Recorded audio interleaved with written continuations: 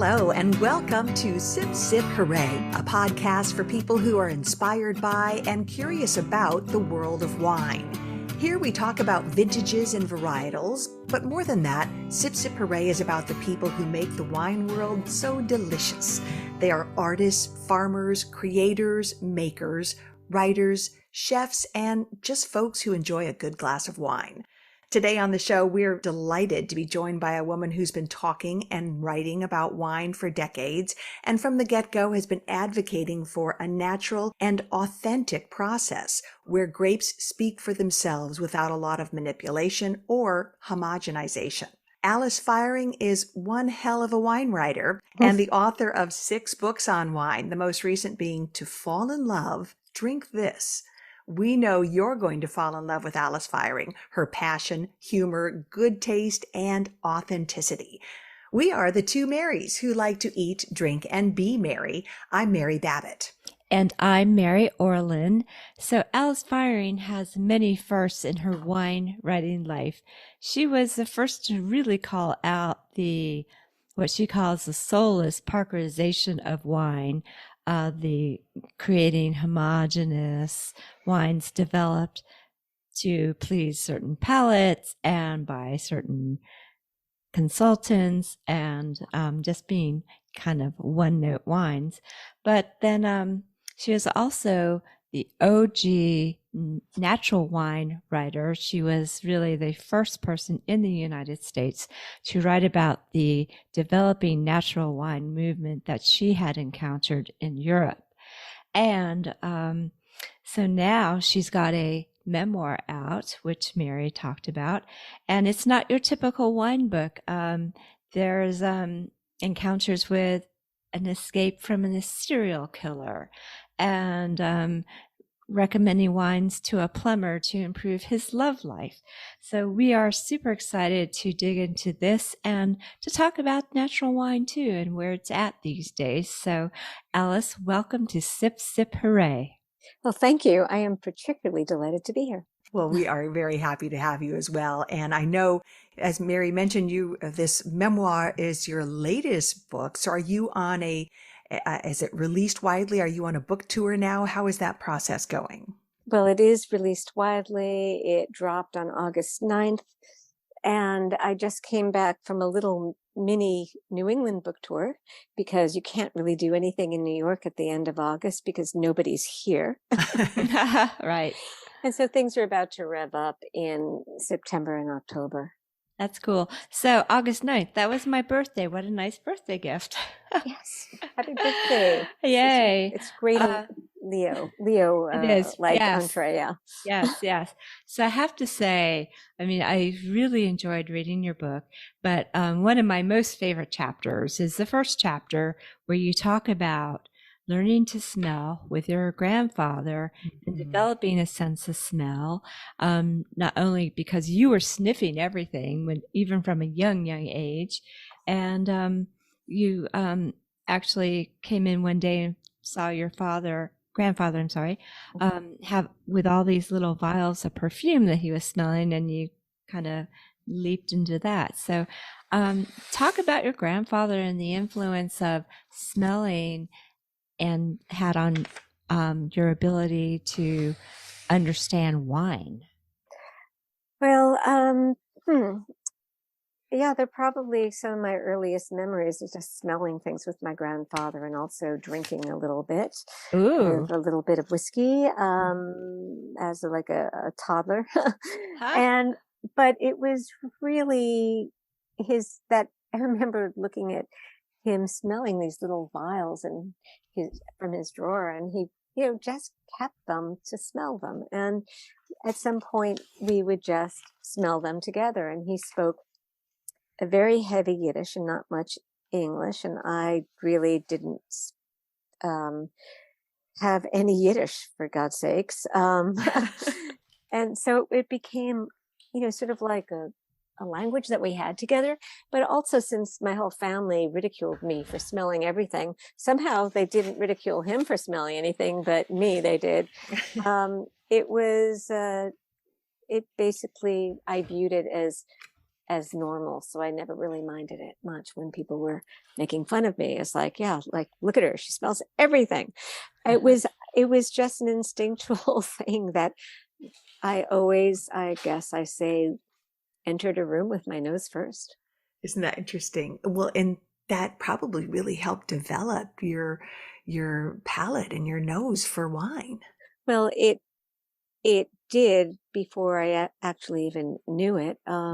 Definitely helped me develop my palate. And I was always an extremely discerning child, though I wasn't necessarily a picky eater ever, but I knew what I liked. And kind of funny, being brought up in an Orthodox Jewish household, my eating was extremely limited. And the first time that I had Indian food, which was extremely hot, by the way, I thought I had died and gone to heaven. I had just, and it's not a usual experience for people, but it was like the hotter the better. I like, bring it on.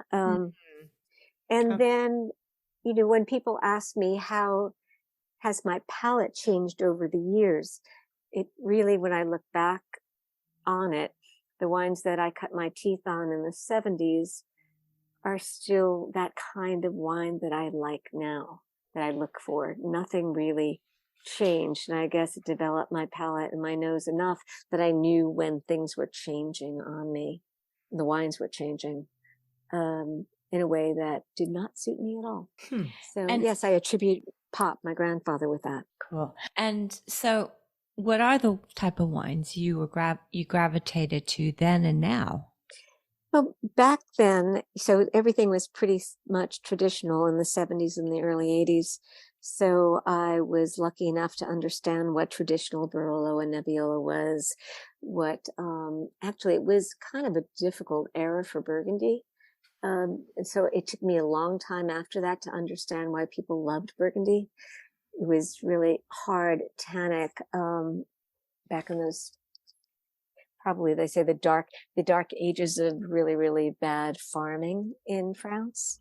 But it was just really learning to like the wines that were made. I gravitated wines that were farmed organically, made with native yeast, and really very little interfering with them in the vintage and the farming, just the expression of place.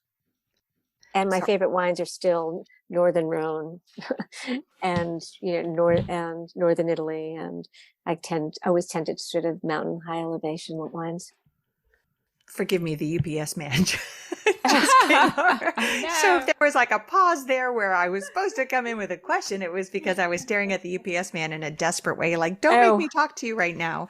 I see. I was thinking that maybe I was saying something really horrible. No. I just shut you guys up because, oh my God, I did it again. It's Alice, it's not you, it's us. This is our theme for today. Well, I'm interested in the fact that early on, Mary Orland called you the OG of like the natural wine movement and writing about that and talking about that. But I'm interested in the fact that you not being a winemaker or a vintner, but that you understood that you liked wines in their most natural form, and that you were bugged by what I assume what you saw was too much manipulation or maybe too many chemicals being used in winemaking. And I'm impressed that, I guess when I think about my journey in wine and my wine knowledge, I wouldn't have known necessarily to look for any of that. And I certainly didn't have the palate to taste it. Well, I certainly didn't know it at the time. So it was really only in retrospect. But when I look at my so between 1990 and 2000, I was writing about other things besides wine, but I was doing the typical, wine reviews. And I found when I look back on my old copy, they're really wines that I might recommend today, which was pretty funny. But it was really when new oak started coming in, I thought the problem was new oak. I didn't even know about the other stuff until 2000. But I did realize that there was an encroaching sameness to wine, and I just blamed it on new oak.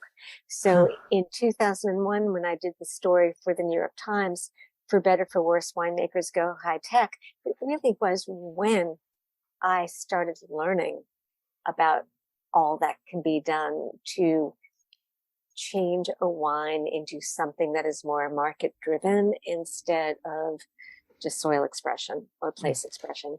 Mm-hmm. And then I went back to see the wines starting in 98, 99, and the wines that I had gravitated to were made with native yeast fermentation, were from organic viticulture, and with minimal use or none of new oak, and many times raised in concrete.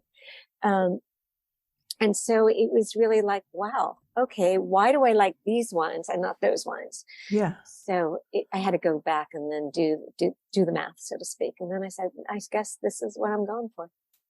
Well, I think people would be very surprised to learn that there are more than 72 chemicals or treatments allowed legally in wine, and they don't have to be disclosed at all.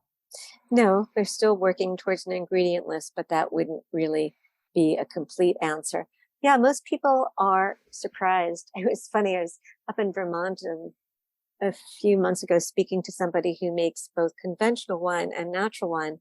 And we're talking about back in the days when he only made conventional wine, and he's, the hired winemaker. It's not his estate.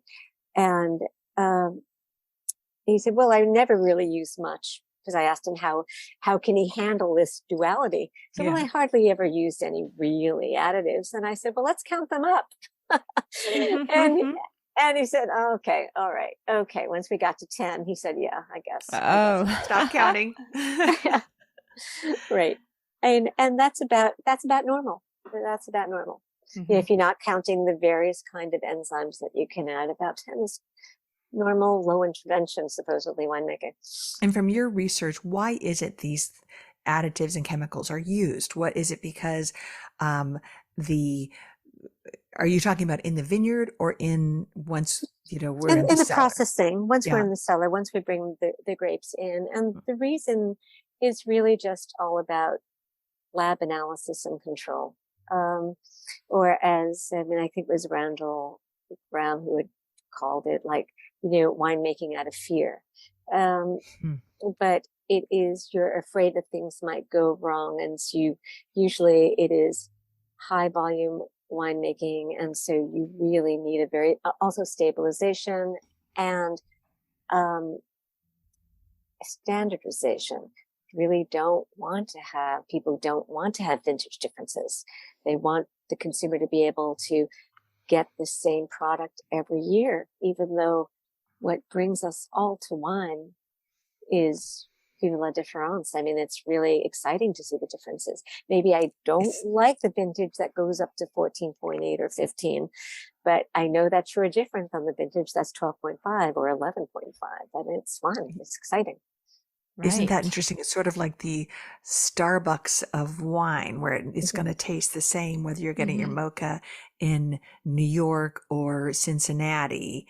That that kind of that drive to make it taste the same every time. Right, the reliability.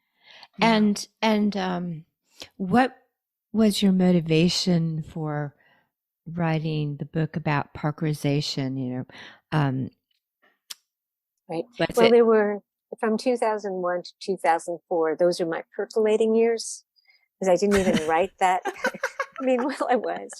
It was 2001. It was like so much happened. That story that I wrote for the New York Times, which was kind of career changing, and then right after that 9/11, which was life changing, and what that did to the economy and my ability to make a living as a writer, and where am I going to go, and a lot of soul searching. But in 2004, I started blogging, and then that way I started blogging as a way to basically write my notes to myself, but I did it publicly, and to learn from it. It was a very odd, interesting time.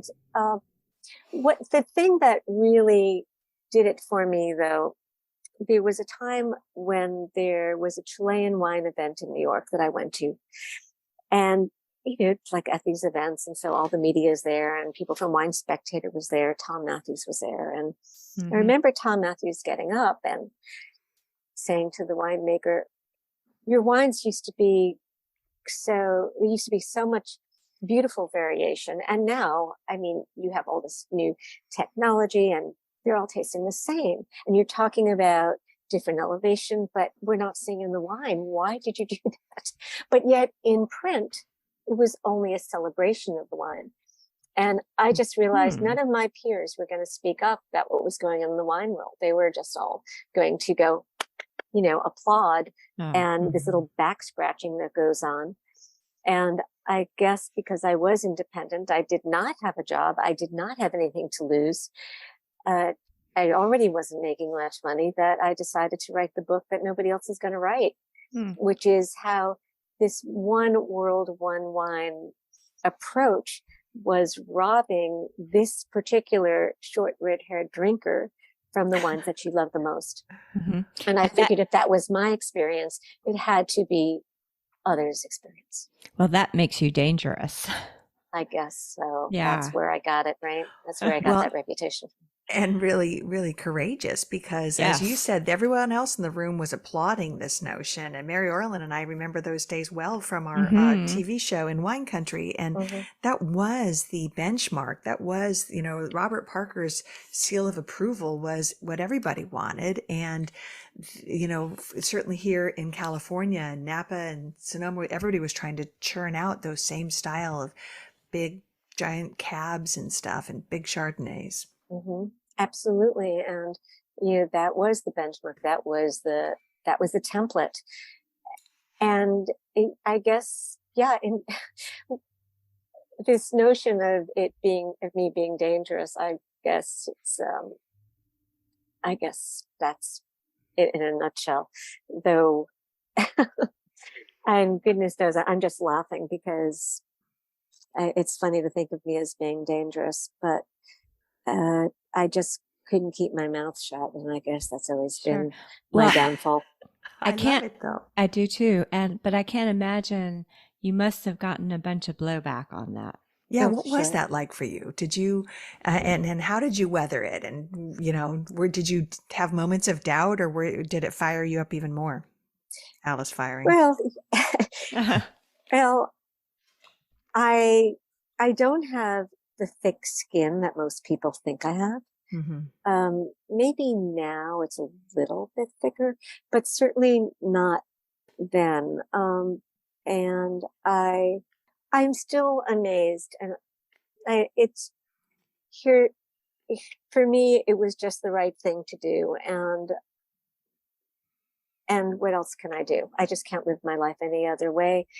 I was very hurt, and it was very hurt by a lot of the comments on the bulletin boards. I was hurt that people, hated me. I just got used to it. It's, because as many people that hate me, there are other people that, think I did a good service to the wine world and actually drink the way I drink and are happy for the way the wine world has turned. I'm not sure how I could have handled it differently. I've never been good at sugarcoating things. I wished I had been. I was never much of a diplomat, and what can I say? I weathered it by writing the next book, and then the next book, and then the next book. Sure. And I just went ahead. Yeah. Well, I'm interested in the fact that this sort of movement towards like this anti-homogenization, let's not have the same taste in every bottle. And in the natural wine movement, they're kind of like two prongs, but on a similar, you know what I mean?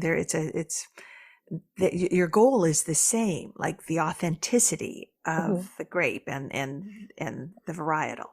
Right. Yes, it is the same, and maybe the trajectory is going to be the same. It's a little bit like group dynamics. So I imagine when the first new oak came in, people were really excited about, the depth that it gave a wine and, or just the other layers. And it was something new in the wine world, and it tasted new. And it was actually in the 80s, the 90s was a very exciting time in wine. And in the early natural wine movement, it was extremely exciting because the variety was extraordinary, and new wine vessels that were being used, and there was all this excitement. And now that is Mercury in retrograde, and now that winemaking has become this thing, we are seeing a lot of sameness in natural winemaking, and that's kind of pissing me off. But I think it's kind of a natural progression, and that is unstoppable. But I still think right now we are in a better place in the wine world than we were even 10 years ago. That's interesting. And so, what drew you to going out and discovering all these natural winemakers who you have introduced so many people to? Well, like, some things haven't changed. I had a bottle of wine. It was extraordinary. You have to go see the people who made it. So that's what I did.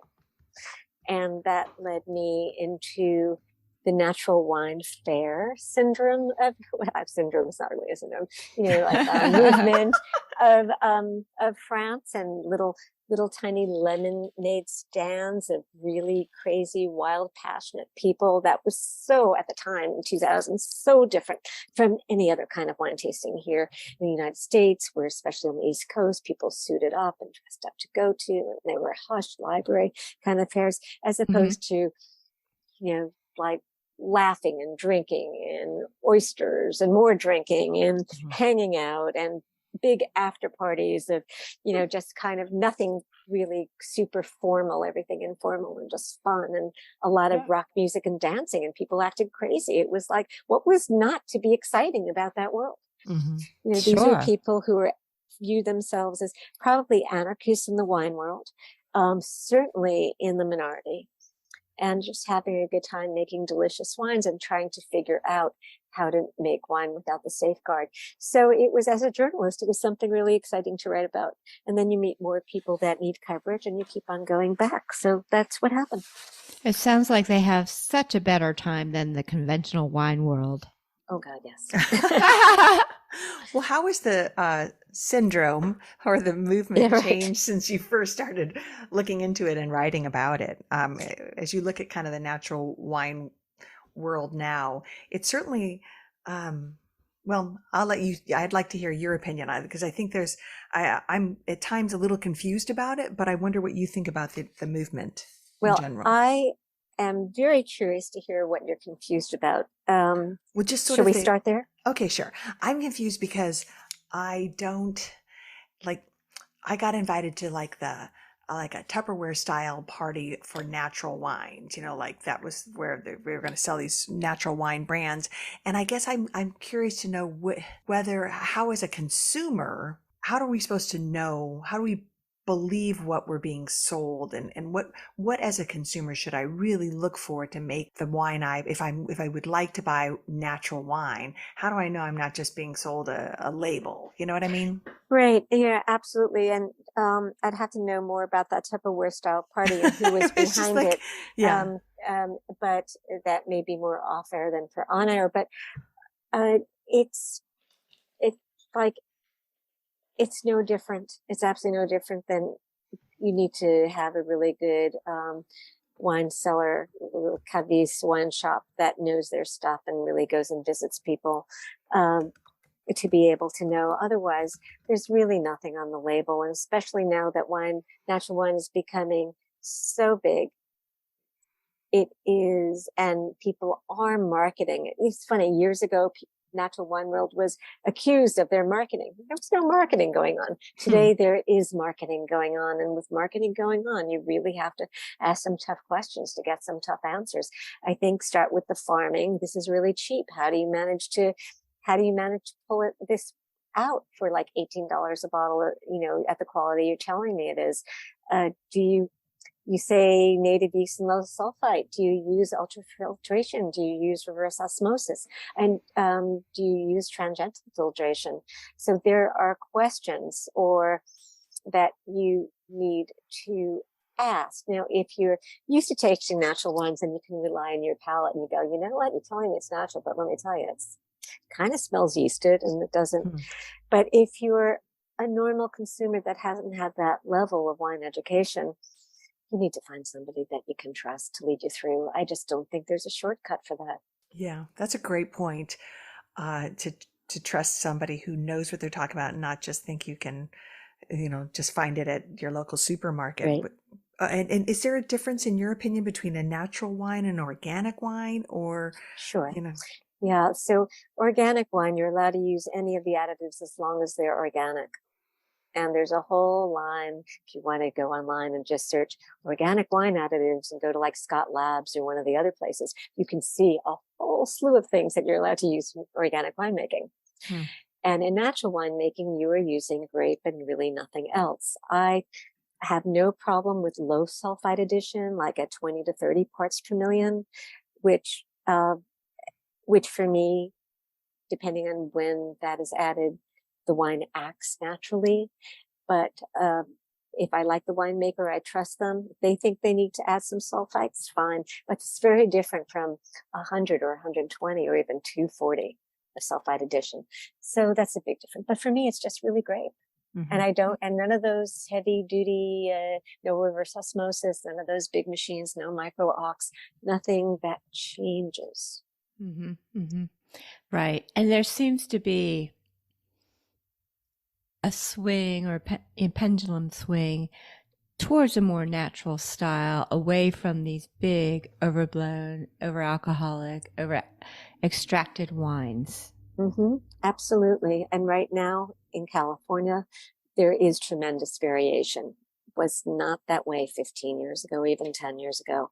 So you can get much lighter style, chillable wines, chillable reds. You can still find massively oak Chardonnay if that's what you're looking for. You can get nice austere showing, the seacoast. It's a fantastic moment right now for California wine. It is. You're right. There's a lot there. Yes. So. And that's has occurred over the last, I think in earnest in the last 10 years. It's really changed since you started writing about this stuff. So speaking of writing, we mentioned that you are the author of, did I get it right? Is it 6 books now? Yeah, it's 6 books. That's congratulations. That's Thank huge. You. I know, it's wild. It's very impressive because it's no small undertaking to write a book. I never have, but I admire the fact that you've gone there 6 times. And this latest one is very personal. I mean, I think many of your books have a personal bent to them and you talk about yourself in them, but this one is your memoir. And I'm curious about, how you, I love the fact that your chapters end with a recommended wine. And I want to know how you decided, how you fit the wines to your personal story. I thought that's kind of a nice touch. And so it makes the book, we learn about you, but we also learn about wine. Yeah, I have to say that I'm very pleased that it seems to have worked. So I'm very pleased with myself for pulling that one off. I didn't know whether I could. I really didn't know whether I could do it. Writing a book is a mysterious thing. If you're writing a guidebook, it's one thing. So Natural Wine for the People was much easier. But here it's like, how did I do this? How did I write this? I knew that these were not going to be like the 15 wines that you must have before you die. It's not my 15 most favorite, but it is the wine that I paired with that chapter that made the most philosophical and emotional sense. Sometimes it was very apparent. Like the first one about my grandfather and teaching me how to smell. It seemed what I wanted to tell the reader is something about aromatic wines, which usually, you either love them or you hate them. And I've never seen a piece written about aromatic wines. It seemed fresh and new in a little way to put it down on print. And so I was looking back at my wine notes for some of the most fascinating aromatic wines that I had recently. So that's how I came across Mingako, and mostly every wine that I read about, I had visited and spent time with the winemaker. Mm-hmm. So actually everybody in the book, I at least spent time with the winemaker if I hadn't visited. So that one was easy. Pairing a wine to the chapter of going to Auschwitz and Birkenau, well, that was a little bit more difficult. Mm-hmm. Mm-hmm. I kind of wanted to skip that one. It seemed almost unseemly to write about wine. And so I thought about literally what wine did I have after that experience, and it was in Nebbiolo, Mm-hmm. but whose Nebbiolo's story could I hook up somehow to that? So sometimes it was the winemaker and their circumstance who made that bottle. And so that's why I came to that. But each one was a different process. And some were really last minute additions because it took me that long to figure it out. Sure. Really? So you cared. You really were. You fretted about which were the right choices for. Yeah. I fret about everything. But Alice, what I love is that you take us along on a wine journey while we follow you on your wine journey from your earliest days.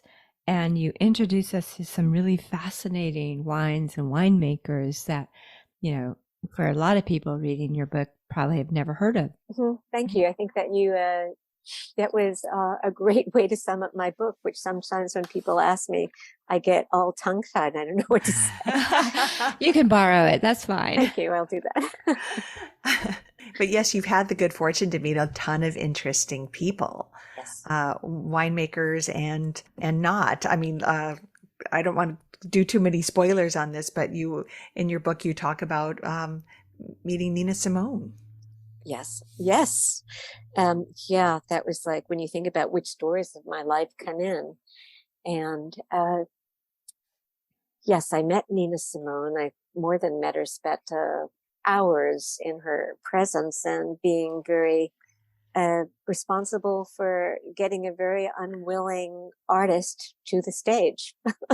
So wild. She kept them waiting for 2 hours, 2,000 people waiting for Nina. Right. And I delivered her. Yes. And so actually that was a pretty easy one about like how I, since I did bring her sparkling wine, it was easy to make that wine about champagne. Yeah. Yeah. But that was amazing. Could not believe it. That was quite an experience. Yes, to go from like just meeting her and having the good fortune to get to meet her and be in her presence to actually being the person who coaxes her to get on stage. Like, come on, Nina. I mean, it's pretty mind-boggling and pretty just an amazing experience. And I'm sure it was one of those pinch me moments for you. As you look back on it, you probably were like, did that just happen to me? Yeah, I was looking at some of the pictures taken of me that night, and I basically have that look on my face. Like, oh my God. And so one of the thing that helped get her back on stage was she wanted you to accompany her to Israel as her assistant to translate. And you didn't give her an answer. And then, when the hours were racking up, you finally said to her, okay, I'll go to Israel with you. And that's kind of what did it. But then she found another assistant. After one assistant who she fired, I think, she calls you and says, I need you to be my assistant.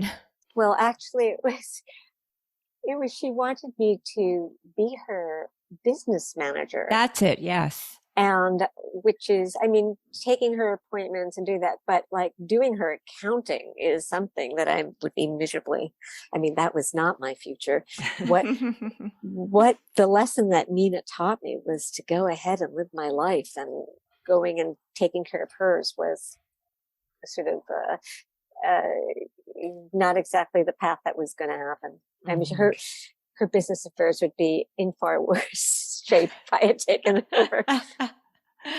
Well, we are thankful that you didn't take that path. Well, and it shows a strength of character, because you could have just been starstruck and thought, well, I could probably do this. I mean, it's Nina Simone. Why not? I know. Believe me, I was like, oh my God, can I actually really say no? So there is another story in the book, and we don't want to give too much away, but it takes up a great deal of your life and your thoughts. Your encounter with and not knowing this person was a serial killer, but escaping him, and then him popping up in your life years later. Right. He's the only person. Well, I guess I get since I'm a major character in every one of these things. Yeah. He's the only one who really, actually, no, that's not true, because my brother does, my father does, but he gets 2 whole chapters, in this book. At one point I was going to be writing a memoir about why he didn't kill me, but I have too many pages on that. And I realized I didn't want to spend 2 years working with this sort of material, but yet it was such a dramatic thing in my life. How could I not put it in this book? It's not exactly the kind of material that one expects when, a wine writer's memoir. That's going to tell us these pretty little stories about how she became a wine writer. Yeah. And, but I did include it for not only because how could I not, but I do think there is something in that young girl trying to get out of a locked door, who is very telling about the person that I became, and especially this idiot who went back for her book after she escaped somebody. So I think that's so telling about my personality, when I get so incensed and angry that I probably forget about my own safety. To your very first question, one of the first questions about me is that the reactions to me after I, attacked a god. So, yeah. Well, I mean, it sure, you sure are brave. I mean, there's it's, in the pattern in your life is going for it, and, I don't even think your career choice as a writer, if I remember correctly, you didn't really have your family support on that. No, didn't. No, in fact, when I came back to New York, it was like, I think I was being treated like a heroin addict. It was just, no, I'm really just going to be a writer. It's not illegal. Yeah. I might make some money, big question mark. I mean, yeah, but no, you're going to be poor for the rest of your life. Don't do it. But that notion that you were willing to, I don't know, I mean, it sounds so trite, but follow your passion and just, forge your own path, to heck with what your parents wanted, what your grandfather wanted for you. And, that it was just about what you knew was in your gut and what was what you were meant to do. Yeah. Stubborn, or I don't know, or what, but I don't really consider it courageous. I think that when you think you can take no other path, I'm not sure that's courageous. It's just, you can't do it any other way. Interesting. Yeah. I can see that. Yeah. But I'll take the compliment. Thank you. I won't retract it then. Okay. So not only did you go back for your book, which is a book by Camus. Yeah, right. Yeah, wait, you can't make this stuff up, right? I know, right? Like what was it? But and I was reading, I don't know, Nancy Drew. Exactly. Yeah. At 14. Yeah, it's I was, it's at some point I remember saying, God, I was a precocious kid. I know I was. At some point you get older and go, oh, it's such a shame I'm no longer precocious. But I had an older brother, so I read what Andrew read. Yes, but but then years later you went back again. I went back again. You had you were, I believe, in New Orleans and you saw a news report about this serial killer who had been arrested, and you recognized him immediately. He had a different name. And then eventually you went to both Rikers and San Quentin to visit him. Because I could. I At the point that I went, I mean, I think I had many excuses. One excuse is as a writer, like, I don't mean to sound trite, or the black humor in it, but sometimes you need to use it when it's so dark. But if a serial killer falls in your lap and you're a writer, you've got to use it. I mean, how can you not? How can you not investigate?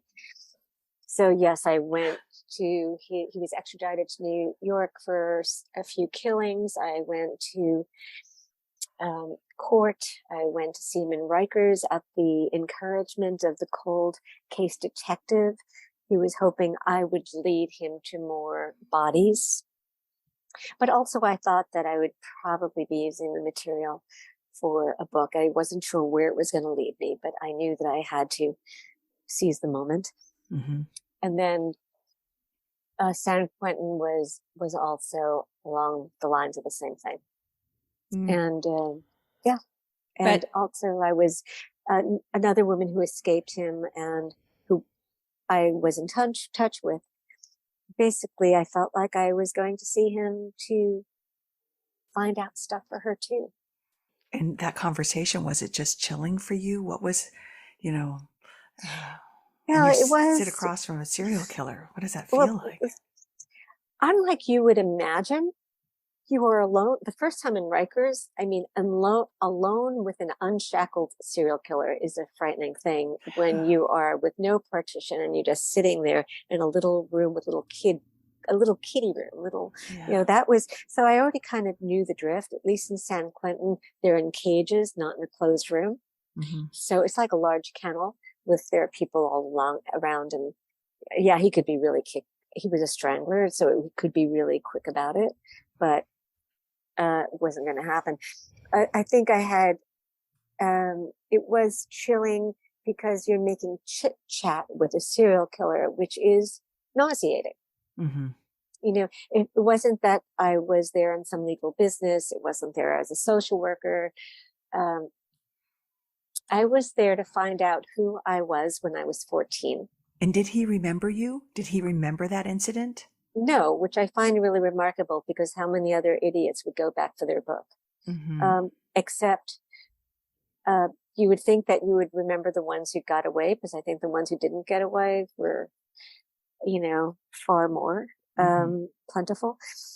But it is just what to talk about, what was I looking for? So I try to play journalist just to try to get who was this man? And I think that in that conversation, I realized that I felt he had some sort of dementia,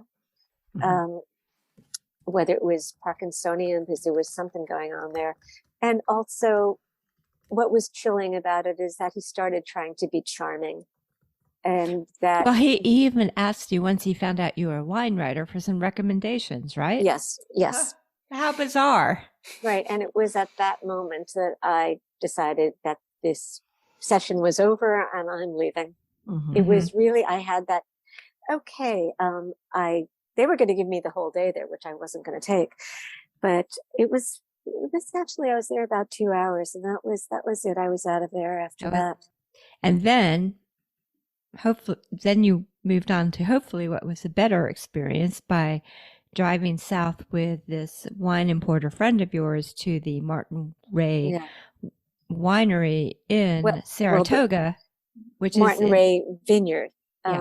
Yes. Because the Martin Ray name was sold, and so the winery, the new winery, has nothing to do with Martin Ray, is up in Sonoma, but to the original Martin Ray Vineyard that I have been I would have loved to have met Martin Ray. What a character in the wine world. This was one of the most difficult chapters to pair with a wine. And it's kind of funny because it was staring me right in the face, because immediately Jose picked me up and we went down to Saratoga. it was obvious. I went to a vineyard. I had wine immediately after.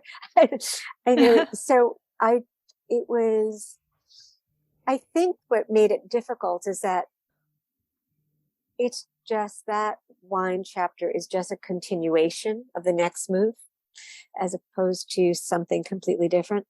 Yeah, no, it was really life affirming. When you survive a serial killer and without a bruise, as I did, I think that the survivor's guilt is not insignificant. And it was there where I think that survivor's guilt is a little bit too indulgent. And I think the thing to do is, if you survive, you need to live life to the fullest and make the most of it. And I think that's probably the same of any other kind of close call. Sure. Wow. Well, and you certainly are. You know, in looking at your background and stuff, one of the things I found interesting is that you're into an unusual form. You taught dance? Well, I did an unusual form of folk dancing called Morris dancing. You finished my sentence. You knew where I was going, but yeah. Well, I had to look it up. What is this? But mostly, I just danced it with my team, and it's a British ritual dancing that comes out of the Cotswolds. It flourished during Elizabethan times, and each village would have their own little tradition of dancing.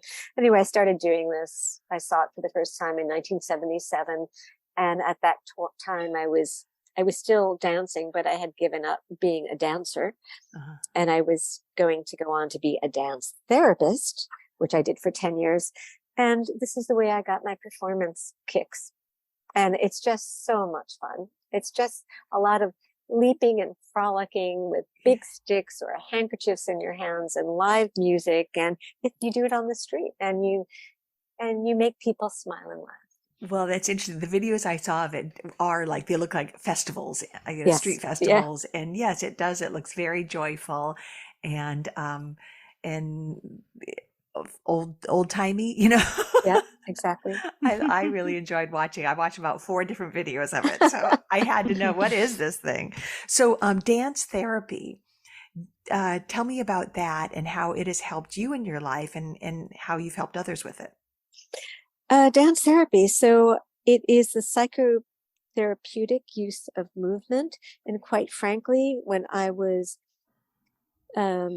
just graduated, not knowing what to do with my life and not living in New York, having no idea where the door was or which door I wanted to be open, I thought, well, I have to do something with dance. And it seemed like I understood how therapeutic dance was for me and how phenomenal it makes you feel. I've always been fascinated by body language and the secrets it reveals to other people. And so it's a 2-year master's program. And so I went into that, and I worked with substance abusers. I worked on psychiatric units. I worked with the criminally insane, and I worked with the elderly and dementia patients, and people who are living in assisted living. So I work with many different populations. I think dancing helped me more than I never really did. I never was on the other end of movement therapy. But for the elderly, it really helped them experience I'm going to go into I haven't talked about this in so long. Imagine having a stroke or being in a wheelchair. Your physical life gets very small. In fact, if you look at people in wheelchairs, they rarely move outside of the chair, even though they can reach, but they don't. So what I do as a movement therapist is expand their movement. And with that comes an ability to make friends, to have some intimacy, to have some fun. Yeah. And so that's with that population. With substance abusers, and when I worked with street drug users, I would talk about where we'd work on posture, the way you cop drugs on the street is not going to work when you get into the workplace. So what does that mean? And a lot of physical boundary stuff. So in short, that's the kind of work that I used to do. Oh, it's fascinating. Totally. And I love that. The notion of like not just feeling better, but moving in the world better. You know, for the drug users, how do you move in the world better, and how can dance help you unlock that? Yeah, that's great. But you know, also through your life, you've also done other things to help people. I mean, one of my other favorite chapters in your book is about when your toilet overflowed in your apartment and the plumber came in, and he's just, typical blue class worker, right? Yeah. And he notices all the wine in your apartment and things like, so do you drink a lot? And after him being there for hours in your apartment, which ended up you having to get a new toilet, he kind of poured out his heart to you that he was not lucky in love and he didn't know anything about wine, and you gave him 3 bottles, and I want to help improve his love life. And you said, okay, drink this for this, this for this, this for this. Can you kind of go through that? Because this is when the title of your book, To Fall in Love, Drink, really came into focus for me. Right. And the original title for that was How My Plumber Turned Water into Wine. Oh. Great. Because that started out as a modern love column. And that was of course. That was a 1,200 word piece. And I think now it's like a 3,500 word piece. So the way it was just such a crazy day. Oh my God. It was such a crazy day. And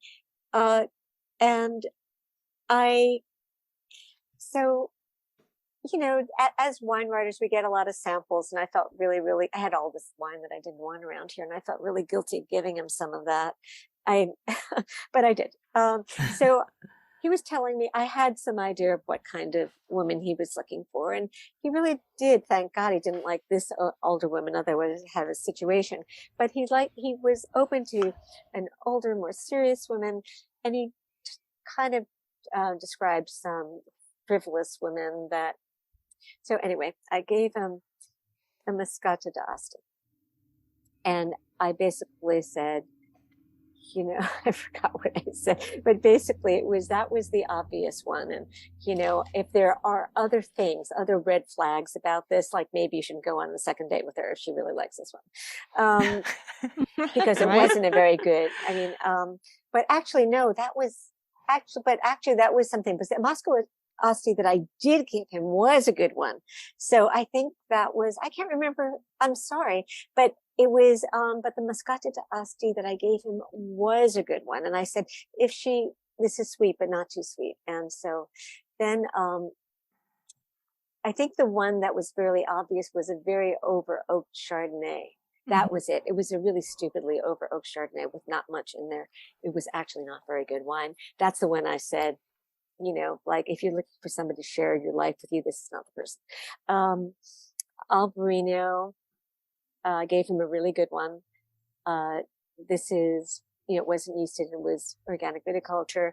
Interesting second date. And the clincher was going to be, the second date wine was Moscato d'Asti. If she understood it, that it was sweet, but it was interesting because of the quality of the one that I gave him. I said, go for that. Then she's a keeper. Oh, and man, he he could not believe it. Oh, he was just so absolutely overjoyed. And I was just, so did you ever hear? No. Oh, you don't know? Oh. No, I have no idea what happened. Oh, rats. I believe. I do too. I want that roadmap to romance. I know. I suppose I could do a whole book of them, right? But I'm going to believe that too. I think that day and somehow changed his life, and I'm going to go with that. Yep. Nice. Love it. That is so cool. Is there anything else you want to tell our listeners about your memoir or about your love affair with wine and your journey with wine? Like, what keeps you interested in it now? I mean, you've been at this for a while. Do you feel like you're still making new discoveries? Yeah, the thing is, I am still making new discoveries. Every time I think, okay, I'm done. Obviously, my battle for the past 20 years is, I mean, that's kind of over. Natural wine is here. Mm-hmm. I can get off of that high horse, which is a relief. Um, and, but even though I always think, okay, I'm over it, I'm on to the next step, I'm writing a novel, I'm going to do something else, I still get such a charge out of maybe doing what I did with the plumber of turning people on to things that will make them have a happier experience. And so I still get a charge out of that. I still get a charge out of like Vermont, which I think in the past 5 years has evolved into an extremely exciting place for wine. I think what's going on now with a lot of co-ferments is an exciting new development. So it's not just wine. There's always something new and new people to write about. It's never ending. Yeah. It's never ending. Maybe my next thing is to get on the stick about how expensive wine is, and really it's not going to be too long before it really is for the elite. And, maybe I can do something about that with my loud mouth. I don't know. I'd love to see that. And also Me just too. the wine tasting experiences for people like my son in his early 20s. He was talking about a trip to wine country here in California, Napa Sonoma, and where could he go and what should he expect? And everything was just so expensive. And the experiences are wonderful, but they come with a really big price tag. And I feel like that's keeping a lot of people out of the tent. And I'm not sure that in the long run, that's smart for the industry, Exactly. Good point. I haven't actually been out there for a while to see what's going on with tasting rooms. They've improved the experiences, but they've also upped the price, Oh, So yeah. now it's like food and wine pairing, and which is, obviously it's a great idea, but you're buying a day, you're buying an afternoon of an experience, and again, that at a high price. Yeah, at a really high price, yeah. At a very high price, over 100, 150, 200 and more. That's a very high price. Yeah. So needless to say, my son did not do that. Well, I mean, even then, there are going to be smaller people that have tasting rooms by, smaller people who might have more friendly experiences. Mm-hmm. Absolutely. Yeah. Those local wine shops are such a treasure. Yes, indeed. Yes. Well, you've asked me some fascinating questions, and we are so grateful for the experience to hang out with you, Alice, and to learn about you. And your book is such, it's a lovely journey through your life and your experiences with wine. And the recommendations are really, they're off the beaten track. The wines you recommend, they're not your everyday. Some of them are really different. And I think our listeners are really going to love this book. And we appreciate you taking the time to talk with us about your journey as a wine writer. Yes. I appreciate you taking the time to actually read the book. I mean, so that's great. Obviously, you've read it. So that makes me feel really good. So no, absolutely. I mean, I can't imagine doing an interview with an author and not reading the book. Sometimes it happens. I know. No, I know it happens a lot, but that's just me. My husband says, you don't need to read the full book. I'm like, yes, I do. That okay? That's you. I know. Well, good luck with the book tour and continued success to you. I'm curious to see what the next thing in your what comes out of your keyboard next. Oh, we should mention you also have your newsletter. I have a newsletter. I mean, silly me. Yes, I always forget about the opportunity for self-promotion. Yes, I do have a newsletter, The Firing Line, which is in its 10th year this year. Wow. And I'm a subscriber. Oh, fabulous. Yes. So I've been reading you for a long time, Alice. Actually, it was when I saw your name, Orlin. I know this name. And then I read your bio and it was like, well, I'm No, I know her from somewhere else. Now I know. Because I usually, you're a subscriber. Well, thank you for subscribing. Yeah, for sure. I enjoy it. She's in the club. Yeah, so it's a thrill to speak with you, and I hope one day to meet you in person. I hope we can make that happen. That would be great. Absolutely. Okay. Yes. Well, Alice Feiring, thank you again. You've inspired us. We love the insight you have shared with us, and your advocacy for authentic, natural wines and people doing the right thing by the grape. So, thank you for the work you've done, and continued success to you. And sip, sip, hooray! Sip, sip, hooray! Cheers to everybody.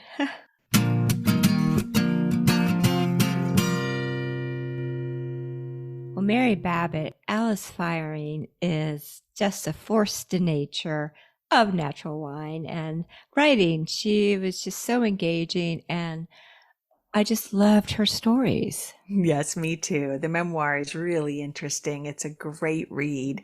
And along with her personal story, you get those great wine tips, and those are fun too. So it's a lovely way to put the story of her wine life together and her personal life as well. Absolutely. And on our show page at sipsiphooray.com, I'll list all of her books and a link to how you can sign up for her newsletter, The Firing Line. Well, we thank you so much for listening today. We are Sip Sip Hooray. And if you've enjoyed this podcast, we hope you share it with your friends and leave a comment, give us a good rating. It really helps what we're doing, and it helps spread the word about our podcast. And please follow us on social media. We are at Sip Sip Hooray Podcast on Instagram and Facebook, and Sip Sip Hooray, the number 1, on Twitter. All right. Well, that's going to do it for us today. Mary Orland, cheers to you, girl. Cheers, Mary Babbitt, and here's to our next exciting podcast. Join us then. Thanks, Mary. Cheers.